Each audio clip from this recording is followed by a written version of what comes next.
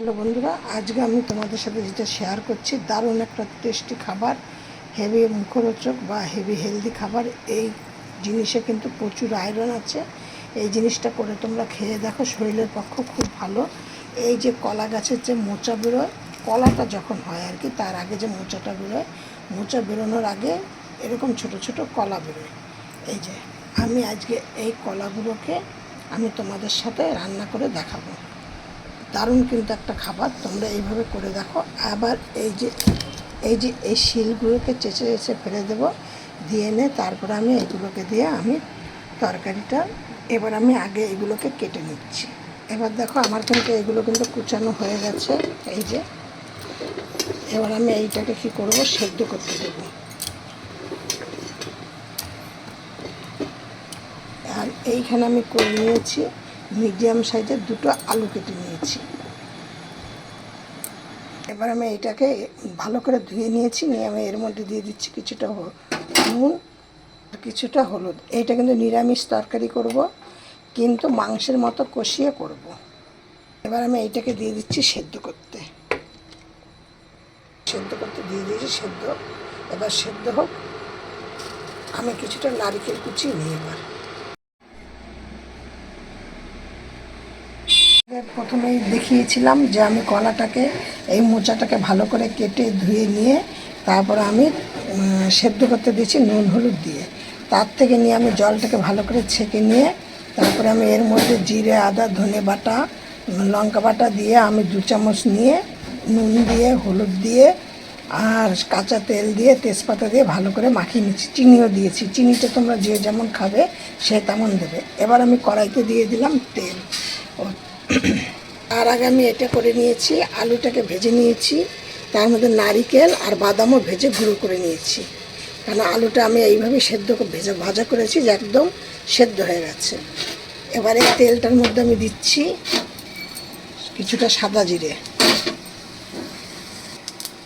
এবার দিচ্ছি 2টো দারচিনির টুকরো, আর দিচ্ছি 3টে এলাচের থেতো করে।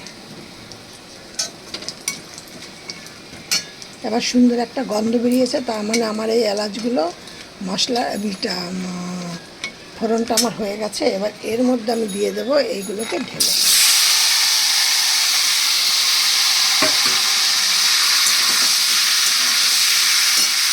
এইগুলোকে কিন্তু অনেক রকমের তরকারি করা যায়। এইগুলো সেদ্ধ করে নিয়ে তোমরা ভর্তা তৈরি করতে, অনেক কিছু করা যায় এগুলো দিয়ে।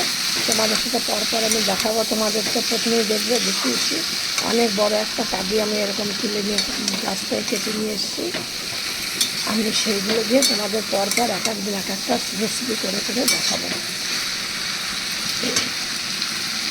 আর এইভাবে তোমরা মোচা তো অনেকেই অনেক রকম রান্না করো, কিন্তু আমি তোমাদের সাথে যেটা শেয়ার করছি এইভাবে তোমরা করে দেখো। তোমরা করে খেয়ে দেখবে, বারবার চাইবে, আর থালা থালা ভাত শেষ হয়ে যাবে। গরম ভাতে হেভি খেতে লাগে এটা, কিন্তু এটা করতে একটু তেল সামান্য বেশি লাগবে।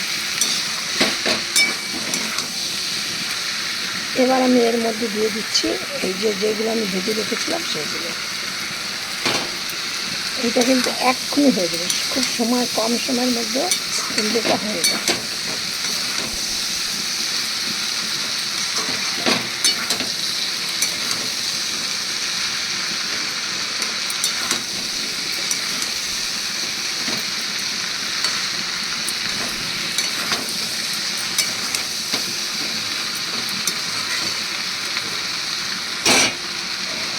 এবার আমি দিয়ে দিচ্ছি যে এই থালাটার মধ্যে করে, পাত্রটা করে আমি যে ওইগুলোকে মাখিয়েছিলাম মশলা দিয়ে, এবার সেই থালাটা দিয়ে জলটা দিয়ে দিচ্ছি।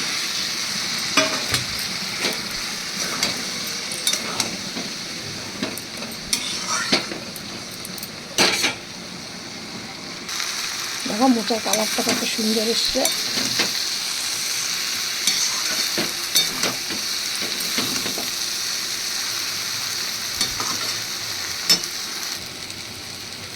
এবার আমি দিয়ে দিচ্ছি এর মধ্যে 1 চামচের মতো ঘি।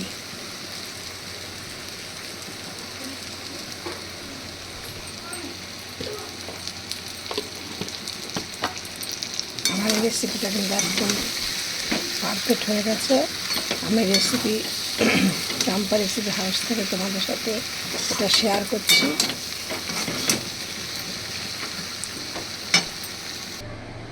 এবার দেখো আমি রেসিপিটা হয়ে গেছে, আমি ওটা নামিয়ে দিলাম। এবার তোমরা গরম গরম ভাতে পরিবেশন করো।